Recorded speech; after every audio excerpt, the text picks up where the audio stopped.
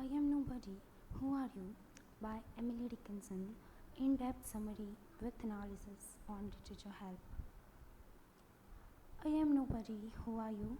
Is one of Emily Dickinson's best known poems and one of her most celebrated opening lines. And as opening lines go, it's wonderful, striking, and memorable.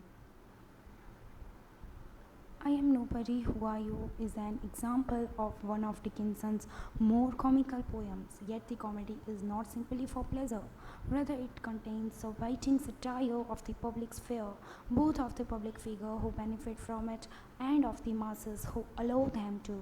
Dickinson's light tone, childish voice, and invitation to the reader to be on her side, however, keep the sharp edge of the satire from cutting too stringently.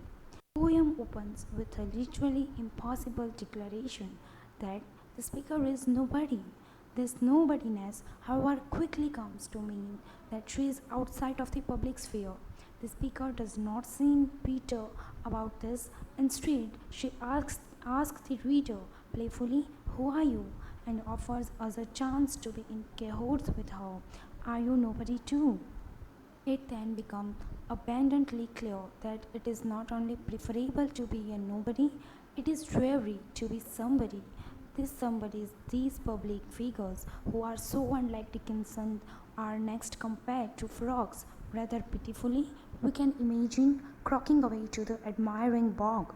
These public figures do not even attempt to say anything of importance.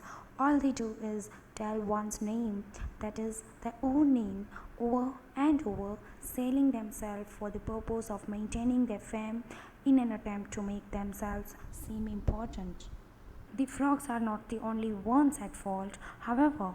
The audience closely tied to them through rhyme is an admiring bog, with all of its members having joined into the whole, losing all individuality or identity.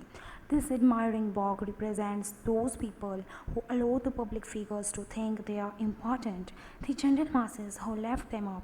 These masses are not even granted the respect of having a sentient being to represent them.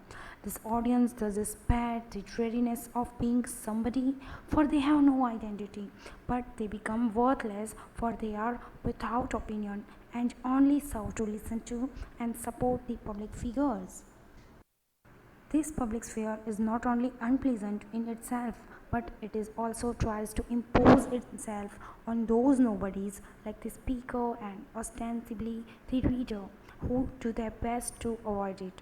The speaker fears that even telling anyone that there is now a pair of us, that is, nobodies, outsiders, will lead to their very identities being advertised and thus taken from them, for they will no longer be able to be the anonymous, free thinking nobodies that they have chosen to be.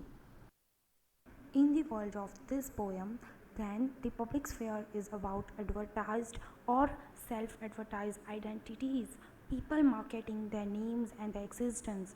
This marketing becomes the only way for anyone to enter the public sphere.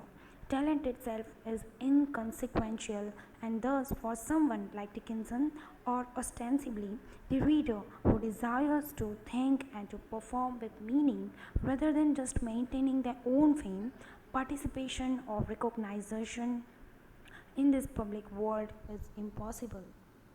Another haughty question often asked by a supercilious somebody is, "Don't you know who I am?" Dickinson knows she is a nobody. The problem is that this other person doesn't realize that he himself is also a nobody. Ultimately, Dickinson's short lyric can be read either as a straightforward celebration of nobodiness, of being that overlooked and underrated thing, the face in the crowd, but it also allows for a more cunning satirical reading whereby the poem is imagined to be a response to a question that has been left out of the poem. The strength of this poem is that it can be analyzed either way, often the mark of great poetry. So that is over here for this poem. If you have any question regarding this poem, please mention below the video.